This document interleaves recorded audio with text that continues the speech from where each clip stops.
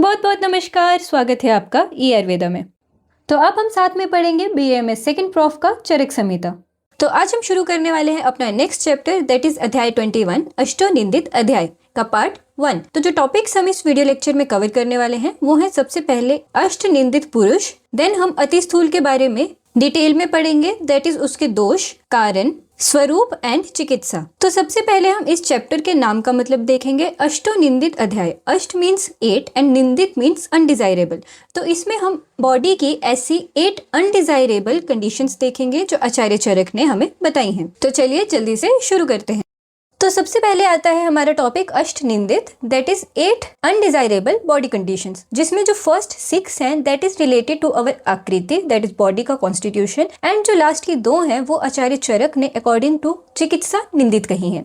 ठीक है, तो इनको लर्न करने के लिए हमने पेयर्स में लर्न करना है, एज एक चीज का दूसरा वाला बिल्कुल ऑपोजिट है। तो पहले हम देखें तो अति दीर्घ, दैट इज बहुत ज्यादा लंबा होना, एंड सेकंड है अति ह्रस्व, दैट इज बहुत ज्यादा छोटा होना। तो अति दीर्घ जो मनुष्य होता है उसके अंदर वायु बहुत ज्यादा होती है, एंड हमने आयुर्वेद में पढ़ा है कि वात और वायु बहुत ज्यादा डिजीज कॉज करता है, एंड प्रकृति में भी ये सबसे ज्यादा निमन प्रकृति है। तो इसीलिए अति दीर्घ मनुष्य निंदित है। एंड अति ह्रस्व में क्या है, वो बहुत सारे कार्य करने में असमर्थ होता है, उसमें मानसिक और शारीरिक पूरी तरह से डेवलपमेंट नहीं हुई होती है, एंड उनकी जो अग्नि है वो भी मंद होती है। एंड वी नो जो बहुत सारी आयुर्वेद की डिजीजेस हैं वो किससे होती हैं, मंद अग्नि से। तो इसीलिए ये दोनों ही निंदित पुरुष हैं। देन थर्ड एंड फोर्थ है अति लोम एंड अलोम। अति लोम होता है बहुत ज्यादा बॉडी में पोर्स होना, जो हमारे बॉडी हेयर्स के लिए पोर्स होते हैं वो बहुत ज्यादा होते हैं। एंड अलोम आता है जिनकी बॉडी में बिल्कुल ही जो पोर्स है वो नहीं है। तो अति लोम में क्या होता है, लोमकूप जो हमारे हैं उसमें बहुत ज्यादा हेयर्स आ जाते हैं। ठीक है,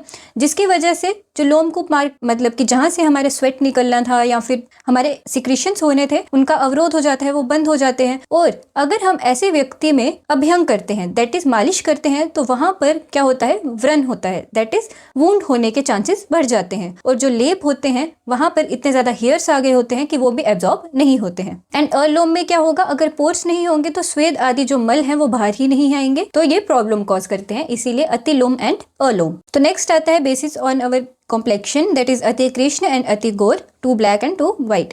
अब यहाँ पर आचार्य चरक नॉर्मल कॉम्प्लेक्शन और ब्राउन कलर को निंदित नहीं कह रहे हैं, वो बोल रहे हैं अगर इन इंडियन फैमिली जहाँ पर सांवला रंग is the normal colour, right, तो वहां पर अगर किसी को कोई बेबी होता है and he is too black, like बहुत ज्यादा डिफरेंट कलर आया from their parents, and you know जो हमारा स्किन का कॉम्प्लेक्शन है it is from our parents, right. तो अगर बिल्कुल डिफरेंट कॉम्प्लेक्शन आता है then it is considered as निंदित। तो आपने बाहर जाकर ये नहीं बोलना है कि आप काले हैं तो आचार्य चरक ने आपको निंदित कहा है, ऐसा कुछ नहीं है। अगर बहुत डिफरेंट आता है एंड उसकी वजह से उनको कोई हेल्थ प्रॉब्लम्स होती हैं तो उनको आचार्य चरक ने निंदित कहा है। ठीक है, तो अति कृष्ण में क्या होता है, बहुत ज्यादा मेलेनिन पिगमेंट है। एंड अति गोर में क्या होता है, पित्त बहुत ज्यादा इंक्रीज्ड होता है। पित्त कहाँ पे रहता है, रक्त में, तो रक्त के विकार होते हैं। ठीक है, और ऐसा मनुष्य सन को टॉलरेट नहीं कर पाता है, गर्मियों में उसको पित्तज रोग होते हैं और वो सिर्फ शीत वीर्य की औषधि खा पाता है, तो हो गई ना उसको प्रॉब्लम। तो ऐसे लोगों को आचार्य चरक निंदित कहते हैं, नॉर्मल काले गोरे को नहीं। तो लास्ट आता है अति स्थूल एंड अति कृश। अति स्थूल मीन्स बहुत ज्यादा मोटा होना, एंड अति कृश आता है बहुत ज्यादा पतला होना। आचार्य चरक ने इन दोनों के इंडिविजुअली अच्छे से एक्सप्लेन किया है, हम इसके बारे में आगे पढ़ेंगे। तो ये अष्ट निंदित पुरुष याद करने के लिए हमारी मैजिक बॉक्स की ट्रिक है, ये इमेज आपने याद रखनी है। एक बहुत लंबा सा पतला सा मैन है जो व्हाइट कलर का है एंड उसके बॉडी पे बहुत ज्यादा बाल हैं। तो लंबे से आपने ऑपोजिट याद रखना है बहुत छोटा, व्हाइट से याद रखना है कृष्ण, हेयर से दैट इज अति लोम से याद रखना है अलोम, एंड पतला दैट इज अति कृष से अति स्थूल। तो इससे आपके अष्ट निंदित याद हो जाएंगे। अब नेक्स्ट आते हैं अति स्थूल के 8 दोष, दैट इज 8 ऐसी चीजें जो अति स्थूल दैट इज ओबीस पर्सन को फेस करनी पड़ेंगी। अब ये पॉइंट आपको 5 मार्क्स एज अ क्वेश्चन भी आ सकता है, एज ये 8 दोष बहुत इंपॉर्टेंट है। कभी कभी वो 8 कारण भी पूछ लेते हैं, तो 8 दोष एंड 8 कारण आप एक ही समझिए। ठीक है, तो पहला आता है द मोस्ट इंपॉर्टेंट, आयु का ह्रास। यस, अगर कोई पर्सन बहुत ओबीस है तो उसकी एज जो है वो भी कम होने लगती है। तो ओबेसिटी में क्या होता है, जो हमारा मेद धातु दैट इज एडिपोस टिश्यू है वो बहुत ज्यादा बढ़ जाता है, जिसकी वजह से एज ए रिजल्ट जो हमारे चैनल्स दैट इज स्रोतस हैं उनका अवरोध हो जाता है, दैट इज ऑब्स्ट्रक्ट हो जाते हैं। जब चैनल्स ऑब्स्ट्रक्ट हो जाएंगे तो वायु भी मूव नहीं कर पाएगी, बाकी धातुएं तो मूव करेंगी ही नहीं पर वायु भी मूव नहीं करेगी, और वो जो हमारा कोष्ठ है, पेट है, वहां पर बंध जाएगी, वहां पे घूमने लगेगी। अब जो हमारा कोष्ठ है वहां पर मेनली क्या होता है, जठराग्नि होती है, राइट। अब वायु वहां पर बढ़ गई जिसकी वजह से वो जठराग्नि भी और ज्यादा पावरफुल हो गई, तीव्र हो गई, जिससे एज ए रिजल्ट जो हमारा खाना है वो बहुत जल्दी पचने लगता है, उसका शोषण होने लगता है। जब आहार हमारा जितनी जल्दी पचेगा आपको उतनी ज्यादा जल्दी भूख लगेगी एंड आप मोर एंड मोर खाना खाते जाएंगे। आप जंक खा रहे हैं, गंदा खा रहे हैं, अच्छा खा रहे हैं, बहुत ज्यादा खाना खाएंगे, और बहुत ज्यादा खाना खाने की वजह से तो अति स्थूलता आएगी। पर अगर आप खाना नहीं भी खाएंगे तब भी आपको वातज एंड पित्तज रोग होंगे। एज वायु बढ़ रही है, जठर अग्नि में भी प्रॉब्लम आ रही है, तो आपको वातज एंड पित्तज रोग होंगे जो एज ए रिजल्ट आपकी आयु का ह्रास कर देंगे, दैट इज आपकी एज को डिक्रीज कर देंगे। नेक्स्ट है उत्साह का कम होना। अब जो हमारा पुरुष है उसकी बॉडी में मेद धातु बढ़ गई है, जिसकी वजह से जो मेद है दैट इज फैट्स है वो बहुत हैवी होते हैं, गुरु होते हैं, तो उत्साह दैट इज कोई एक्साइटमेंट भी नहीं रहती। देन थर्ड आता है क्रिच व्यवय। क्रिच व्यवय मीन्स जो मैथुन है उसमें कठिनाई होती है। क्यों? क्योंकि मेद धातु के बढ़ने की वजह से स्रोतस रुक गए हैं, अवरोध हो गया है उनका, जिसकी वजह से जो हमारा रस, रक्त, ये सारी चीजें सही से नहीं चल पा रही हैं, मूव नहीं हो रही हैं। तो उससे क्या होगा, जो सही से प्रॉपर जो धातुओं की फॉर्मेशन है, हमारा जो पूरा ऑर्डर है वो नहीं होगा।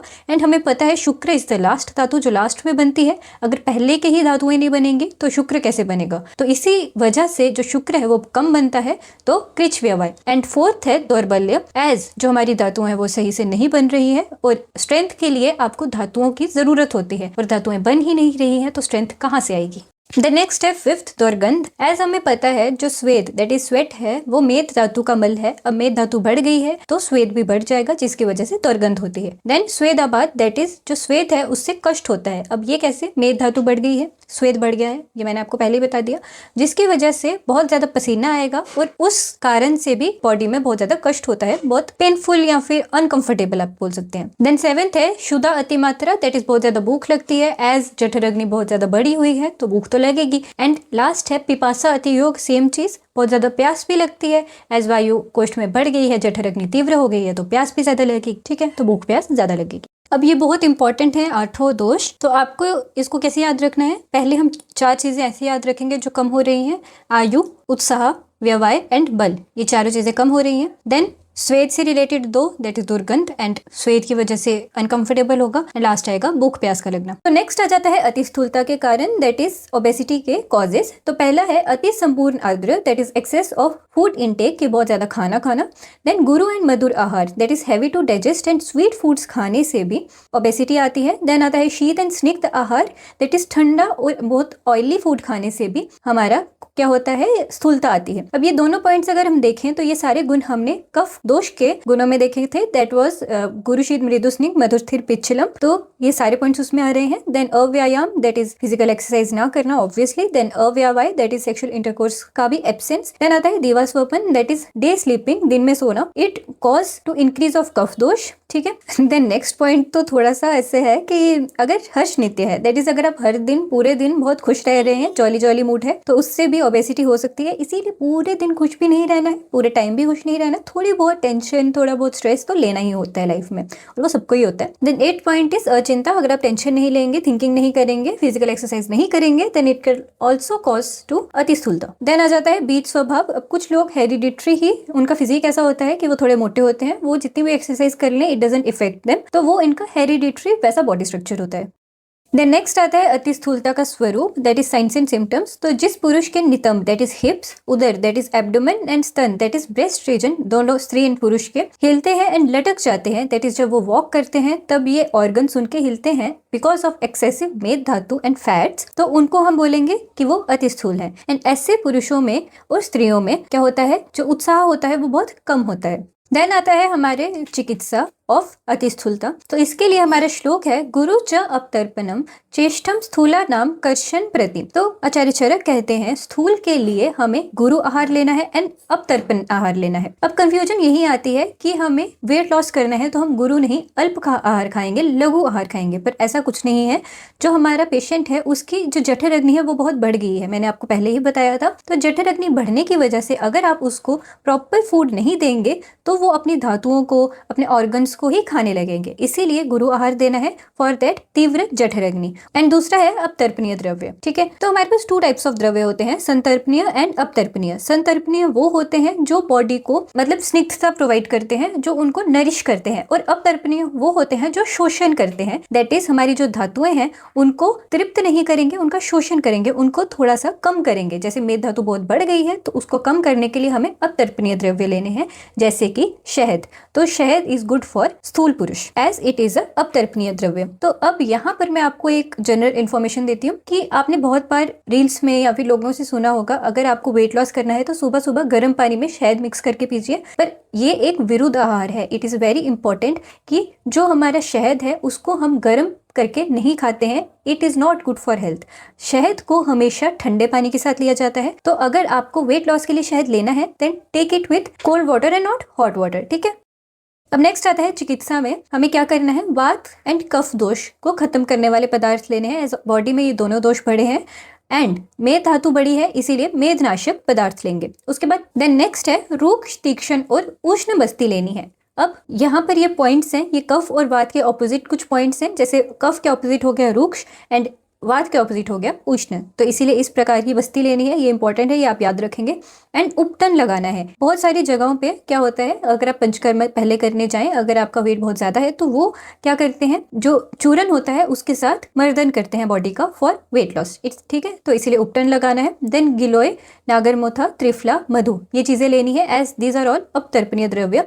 देन बिल्व आदि पंचमूल, इसका उपयोग करना है। एंड शिलाजीत व अग्निमंथ रस का उपयोग, इन दोनों का यूज करना है। ठीक है, देन चिकित्सा में जो आहार कहा गया है दैट इज यवक, जौ, मूंग एंड कुल्थी, ये हमें चीजें खानी है। आम्ल की दैट इज आंवला खाना है। एंड अनुपान में पीने के लिए मधु का पानक दैट इज हनी सिरप, पर मेक श्योर गर्म नहीं किया हो एज आई टोल्ड यू। ठीक है, देन आती है विहारज चिकित्सा, दैट इज विहार क्या करनी है, हमें दिन में नहीं सोना है एज ये कफ को बढ़ाता है। ठीक है, उसके बाद रात्रि का जागरण करना है, रात को उठना है, आपको रात को लेट सोना है। देन आ जाता है व्यायाम करना है, बहुत ज्यादा एक्सरसाइज करनी है। देन मैथुन करना है। उसके बाद चिंतन अभ्यास, एज आप चिंता नहीं करते हैं इसीलिए अतिस्थूलता हुई है, तो जो हमारा अतिस्थूल पुरुष है उसको बहुत ज्यादा टेंशन दो, उसको बहुत ज्यादा चिंता करो। मानसिक व शारीरिक परिश्रम, सिर्फ शारीरिक परिश्रम नहीं, मानसिक परिश्रम भी करना पड़ेगा। ठीक है, तो इसी के साथ ये स्थूलता वाला जो पॉइंट है ये खत्म होता है हमारा। इसमें हमने 4 चीजें पढ़ी, सबसे पहले दोष, देन कारण, देन स्वरूप एंड चिकित्सा। ये चारों पॉइंट्स आपको याद करना इंपॉर्टेंट है। एंड जो 8 दोष पढ़े थे दैट वाज मोस्ट इंपॉर्टेंट। ठीक है, तो ये आपको 5 मार्क्स का क्वेश्चन आ सकता है। मेक श्योर आप इसको पूरा ऐसे ही याद रखें सो दैट अगर आपको 5 मार्क्स का आया तो आपने सेम टू सेम डिट्टो ऐसे ही अपने आंसर शीट में लिख देना है।